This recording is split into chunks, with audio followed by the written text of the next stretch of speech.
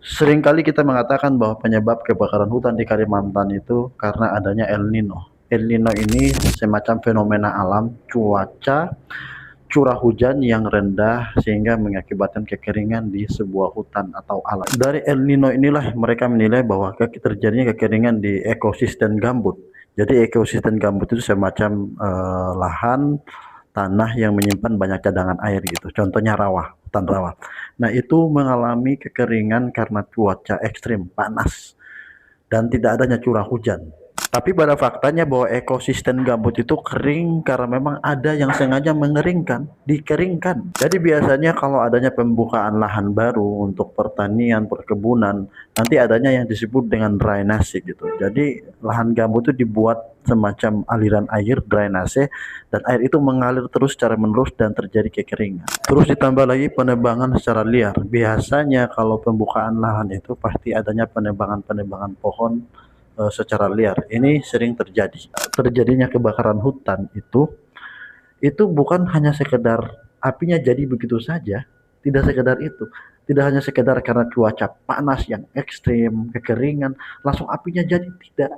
Pasti ada yang membakar. Karena biasanya pembukaan lahan, terjadinya penebangan itu untuk cara yang efektif agar cepat bersih ya mereka bakar. Kebakaran hutan di Kalimantan, hampir seluruh pulau Kalimantan ya mengalami kebakaran.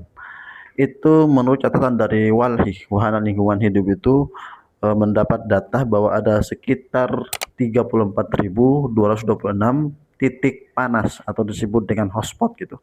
Titik panas ini dengan total area atau jumlah lahan 33.837 hektar. Dari 34.262 titik panas atau disebut dengan hotspot, itu ada 74% berada di area konsesi, baik perkebunan kelapa sawit, pertambangan, dan PBPH. Saya tidak menuduh perusahaan-perusahaan tersebut yang membakar lahan Kalimantan, tapi seharusnya sebagai pemegang hak konsesi, sebagai pengelola lahan di Kalimantan, mereka lah yang harus bertanggung jawab terhadap bencana ini. Oke lah, polisi sudah menemukan 12 tersangka dari penyebab kebakaran hutan ini.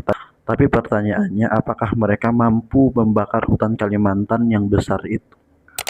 33.000 hektar itu sangat besar dan luas, mencakup semua provinsi yang ada di Kalimantan. Mau sampai kapan hutan Kalimantan seperti ini? Hampir setiap tahun terjadi bencana kebakaran hutan dan lahan di Kalimantan. Dan kita tahu Kalimantan itu dijuluki sebagai paru-paru dunia. Tapi pada faktanya masyarakatnya mengalami